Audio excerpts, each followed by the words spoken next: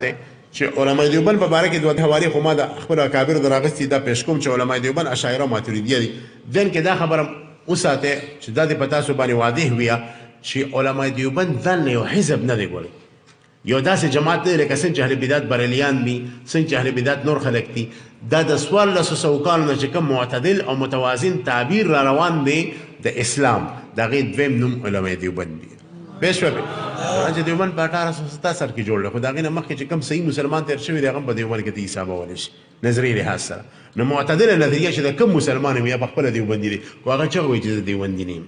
پوه شوه که هغه چغه وایي زه دیوبندي نه یم نو دا به هسې قولا وي او فعلا به د علماء دیوبند په هغه لویه چې کوم دی قافله کې شامل خبره باندې پوه شوې که نه نو لہذا دې کې بله خبره ذهن کې کېده ما ته اکثر خلک وایي د علماء دیوبند د عقیدې کتاب شته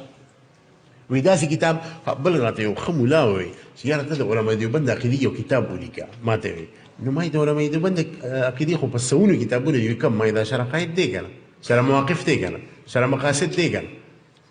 ما ته څنګه دا خو مخکې تېر شوي ما علماء دیوبند د دې نه علاوه بل څوک خلک خو نه دي خو دغه د 1400 کالو نه چې کوم اهل سنت را روان دي خو دقه علماء دیوبند دي که نه لہذا دا ویل چې دیوبند د خپل د عقیدې کتاب جوړ کړي دا به غلطه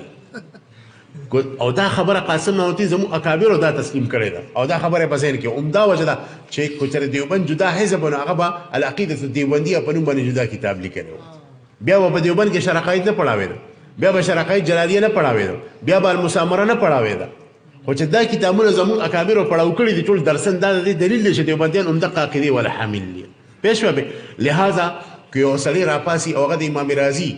هغه عقیده پیش کې د ځان د تایید دپاره دیوبندي نو ګوره دا به صحیح بعضې خلک دا وایي چې ته ورته څه خبره پیش کوي نه ما ته د دیوبندیانو حواله پیش کړي د امام رازي حواله راته مه پیش کوه ګوره داسې سادهګان هم پکې یو ځای کې ما د امام ابو حیان اندلسي صاحب دلیل پیش کړو ما ته ابو حیان اندلسي صاحب پرېږده ما د علماء دیوبند دلیل پیش کړه ما ورته د خدای بنده د ابو حیان اندلسي صاحب څوک دی دا دیوبندي نه وه دا د دې او د دیوبند په نظریاتو کې څه فرق شته او علماء دیوبند ابو حیان اندلسي تایید کوي او که نه کوي ما ته وایي کوي ما د امام رازي تایید کوي او که نه کوي کوي نو ما چې د دې حواله دې پیش کړه نو بس صحیح شوه که نه لہذا دا یو تعصب دی دا په دیوبند کې یو بله ډله جوړول دی دا د یره پکار ده چې نه ما ته به د سلفو قول نه پیش کوې نه د امام رازي خبره منم او نه د آلوسي خبره منم او نه د ابو حیان اندلسي ما ته د دیوبند د عالم قول پیش کړه دا خو دا خبره باور کول غواړي په امت باندې چې دیوبند یو جدا حزب دی یو جدا ډله ده او دا مخکني سلف جدا نو دا ډېره خطرناکه ده تاسو اعتدال ته راوستل غواړم زه تاسو له دا خبره باور کول غواړم چې علماء دیوبند جدا فرقه نه ده ګورئ دا دغه رازي دی دا دغه آلوسي دی دا دغه ابو حیان اندلسي دی دا دغه اسقلاني دی دا دغه بدر عیني دی دا دغه قسطلاني دی دا دغه اشعري دی دا دغه ماتریدي دی ګورئ دا خبره ذهن کې کېده ماشاءالله په خپل ځای صحیح ده خو دا نه وایم ماشاءالله ویل پکار دی خو دې خبرې له ذهن کې ځای ورکړئ چې علماء دیوبند جدا خلک نه دي ګورئ ماشاءالله په دې پوهېږئ که نه لہذا دې نه بله خبره هم ثابته شوه نن سبا دیوبند خو په هندوستان کې دی که نه خو که چېرې ته وایې چې اهل سنت والجماعت صرف دیوبند دي د دیوبند نه علاوه اهل سنت نشته ازهر سره به څه کې جامعة القروین سره به څه کې جامعة الزیتونه سره به څه کې دا د اهل سنت غټې غټې ادارې دي جامعة الزیتونه په مغرب کې ده جامعة القروین د اهل سنت غټه اداره ده جامع ازهر په مصر کې ده ولې د دې نه چې یو کس فارغ شي نو هغه به اهل سنت نه وي لہذا اهل سنت را محصور کول په دیوبند کې دام تعصب دی ګورئ لکه یو کس د ازهر نه فارغ شو هغه عاجز د دیوبند نه خبر نه دی او عقاید هم هغه دي چې د دیوبندیان وي ته به څه کې دیوبند نه وباسې دیوبند نه یو سړی په مغرب کې دی خاص کر نن زمانه کې خو خبر شو نن یو اتیا کال وروسته لاړ شي صحیح ده هلته به جامع زیتون نه چې کوم عالم فارغ شو د مغرب نه یا د جامعة القروین نه هغه بهترین د اهل سنت عالم دیوبند رو پیژندم نه ته به یې د دیوبندي نه دی افاق وسیع کې د ذهن د تعصب د دایرې نه ځان وباسئ ګورئ دا ډېر حقیقي خبره ده کوم دغه خلک چې زموږ د اهل سنت څونه ادارې د دنیا په ګوټ ګوټ کې او د دې یو د اهل سنت یو نیر راغلی د دیوبند ته بل نیر قروین ته تللی دی بل نیر جامع زیتونه ته تللی دی بل نیر ازهر ته تللی دی بل نیر د دنیا په بل ځای کې د اهل سنت یو ادارې ته تللی دی لہذا دیوبند صرف محصور ګڼل په دیوبند کې دا هم غلطه تعصب دی ګورئ دا غلطه خبره ده دا ټول ادارې د اهل سنت دي لہذا د دنیا په ګوټ ګوټ کې چې کوم د اهل سنت ادارې دي دا هم دیوبندیان دي ولې زموږ وروڼه زموږ د هغې عقاید یو دي چې یو شوه نظریاتو لحاظ سره ګورئ چې هغې هم دیوبندیان شو پېښ شوه پکې لہذا ازهر هم زمونږ دی زیتون هم زمونږ ده قروین هم زمونږ دی دا تمامې غټې غټې ادارې زمونږ د اهل سنت والجماعت خبره باندې پوهېږئ مذاهب اربعه هم زمونږ دي هم د دیوبندیانو دي پېښ شوه یو کس دا وایي چې دیوبند به صرف حنفي دا هم غلطه ده دا هم غلطه ده یو کله کله به یو کس دیوبندي به شافعي ولې په دیوبند کې شافعي طالبان نه دي پاتې شوي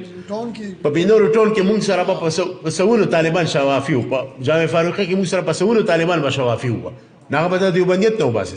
دیوبند د نظریین هم دی لہذا دیوبند په حنفیت کې را محصور کول دا هم غلطه ده ګورئ سبحان الله یو کس په شافعي مذهبا د فروع لحاظ سره عقیدې لحاظ سره به اهل سنت یعنی دیوبندي یو کس په د فروع لحاظ سره مالکي عقیدې لحاظ سره به دیوبندي یعنی د اهل سنت نه وي پېښ شوه یو کس په حنبلي د فروع لحاظ سره عقیدې لحاظ سره به دیوبندي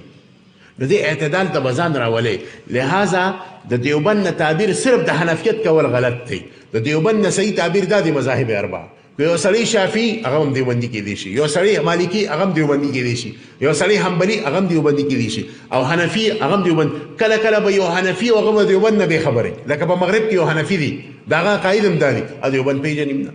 پېښ شوه بنته پسې کې دیوبندیت ته مې وباسیس ولې دا درته وایم چې د جدا ډله پکې جوړه نه کړې په دیوبند کې یعنی د لاعلمۍ په وجه بعضې خلک دې ته روان دي چې یو جدا ډله جوړول غواړي پېښ شوه هغه وایي بس چې دیوبند دی عمده حق دی د دیوبند نه علاوه حق نشته نو ازهر دې دوړه کړو که نه زیتونه دې دوړه وکړه 1400 علما دې دوړه کړو که نه موږ جدا ډلې نه جوړو ښه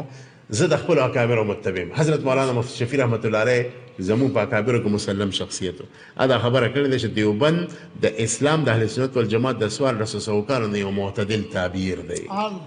یو متوازن تعبیر دی په دې خبره پوه شو تاسو راشه اوس قاری طیب صاحب سوئی علماء دیوبند اشاعرہ ہیں یا ماتریدیہ اب اس بات کی طرف آتے ہیں کہ علماء دیوبند کا تعلق عقائد میں کس کے ساتھ ہے تو اس بارے میں قاری طیب صاحب نے علماء دیوبند کا دینی رخ اور مسلک کی مزاج جو کہ حضرت کی آخری تصنیف میں